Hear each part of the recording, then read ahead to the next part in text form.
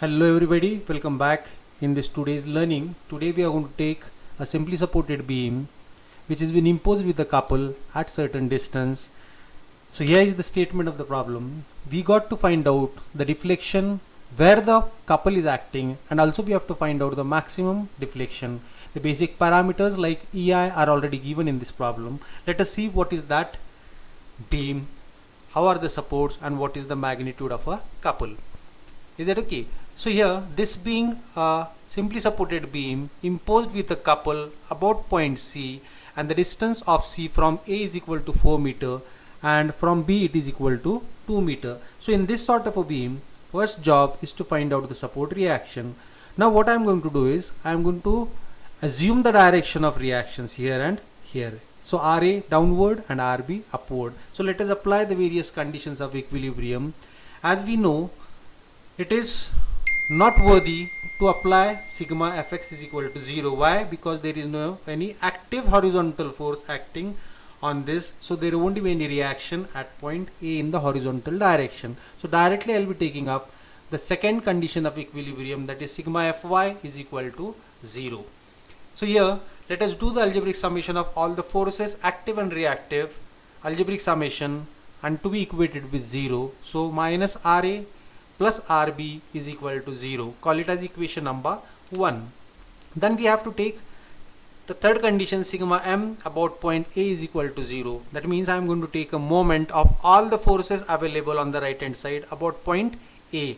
So while moving toward right, the first force I am going to come across is what? Is a couple of magnitude 300 kilonewton meter. It is how? It is clockwise. According to the sign conventions we are adopting, clockwise are always to be treated as positive, and also sagging are to be treated as positive. So that's why what I have 300. Then again what is remaining? Reaction is remaining. RB reaction is giving a anti-clockwise moment, so minus RB into 6.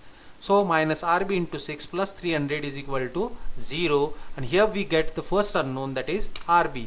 So RB is equal to 50 kilonewton. The answer is positive. So as it is, we are going to put it in equation number 1. So here I am going to get RA is equal to minus 50. Is that okay?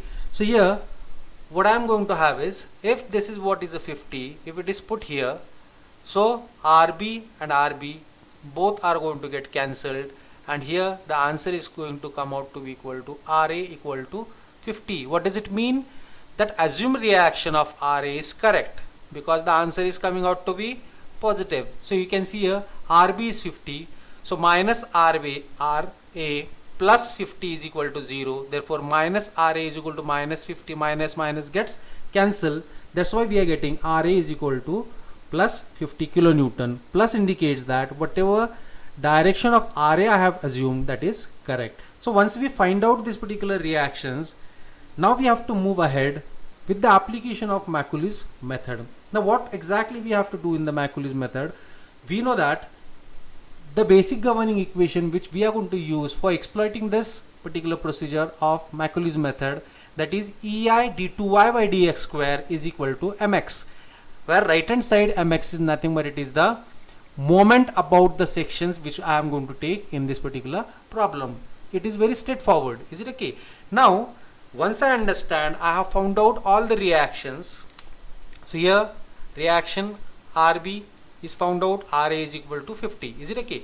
Now in order to establish that mx, that is the moment about the sections one by one. So here I will be establishing those relation of moment. So first section I have taken at a distance of x. It was between two consecutive load. First is RA and second is 300. So in between these two I have to take a first section. Second section is going to occur between second force and the third reaction. So this is the another section. Now I have to establish moment reaction. So here I can see, you can see mx is equal to, about first section if I going to take a moment on the right hand side, left hand side, so minus 50 into x, right? Now if I take a moment about this second section, so how much it will be for whatever is left on the right hand side, left hand side, so that will be minus 50 into x plus 300 into what? as I have told you, one of the set of rule that whenever we are going to come across a couple, I have to take a moment of that particular couple. Now if I have to take a moment about this section, so how much will be this distance? This will be x minus 4. This distance will be total x minus 4. So 300 into x minus 4 will be the second moment of a couple. Is it okay? So first term is valid for the first section, second term is valid for the second section. Means first and second term is valid for the second section which I am going to take. Is that okay? Now I have established the moment equation which is to be substituted into a governing equation of double integration, that is ei d2y by dx square is equal to mx. Already I have the value of mx which is to be substituted on the right hand side of a governing equation. So I will substitute that 1 by 1. So here mx value I have substituted and I know I have to integrate it. Now with the first integration I will be getting ei dy by dx is equal to minus 50x square by 2 plus c1. This is another set of rule. So first set of rule, what we have established here, I have taken a moment of a couple 300 into that x minus 4. Is that okay? This was one of the rule. Second, constant of integrations are to be always written with the first term. So both the rules I have adopted and I have started with the integration. Now here comes the integration of this second term. First term integration I have written with the constant. Now I will do the integration of this second term. So what will be the integration? 300 in the bracket x minus 4 rest to what? 0 plus 1 divided by 0 plus 1. So that comes out to be x minus 4 raised to 1 by 1. We know indices are always to be written with the exponent. That means when we are going to integrate it, it is to be added. Actual present is 0 plus 1 divided by that 0 plus 1 on the denominator also. Is that okay? So this is how we did the integration for the first time. So we got C1 introduction into this. Now what we'll do, we'll have the simplification 50 divided by 225 and here equation number 1 I got after making it simplified form. Now what I'll do, I'll integrate once again. So after one more integration here for this, so what will be that? ei y is equal to 25 minus 25 x cube by 3 plus c1x plus c2. And what will be the integration of this? 300 in the bracket x minus 4 raised to 2 by 2. Is that okay? So this is how I did the integration for the second, so that I can get a general equation for the deflection. And earlier I got a general equation of this particular slope with the introduction of the constant of integration. Yet I didn't find out the constants because of the integration, which I know how to find out.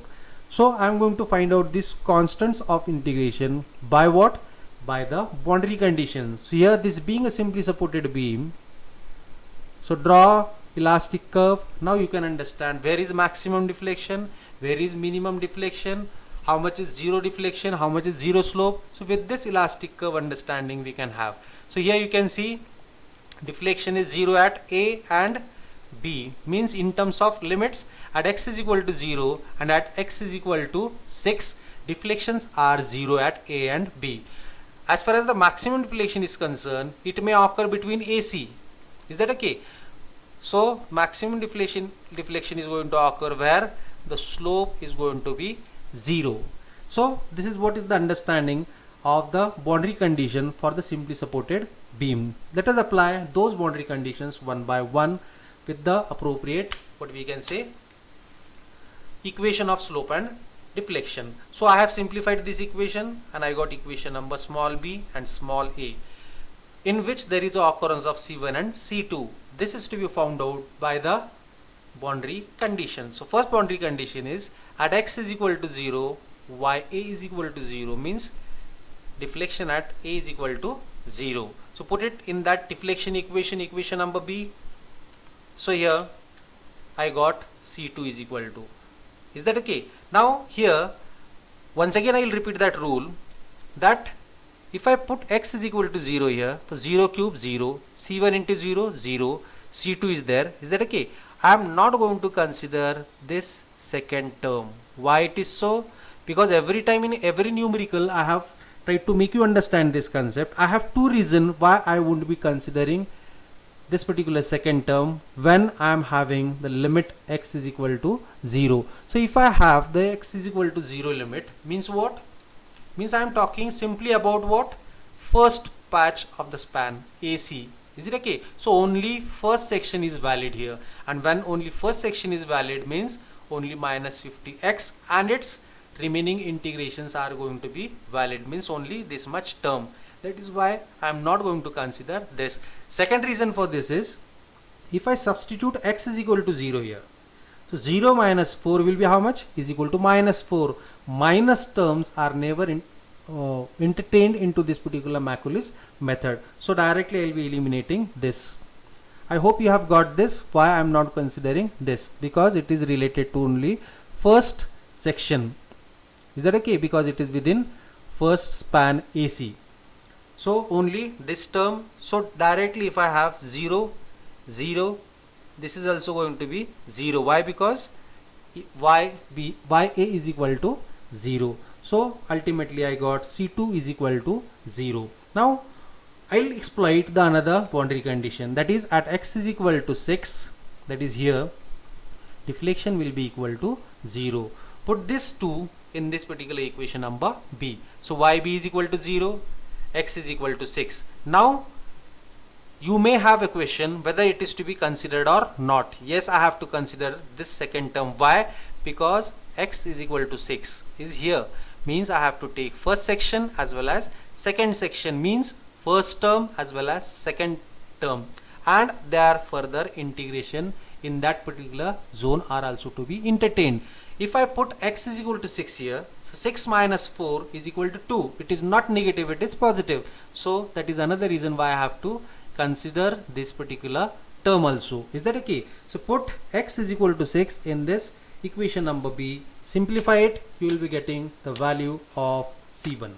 So C1 I got equal to 200. So this is how we have worked out the constants of integration, and once I get a constant of integration C1 and C2, I have to simply back substitute in equation number small a and small b so as to get a revised equation. So I will be rewriting those equations small a and small b with C1 and C2 values. So here I am going to put the value of C1 and C2. So C1 was 200 and C2 was equal to 0. So I have substituted it and rewritten that particular equation and called it as capital A and capital B equation.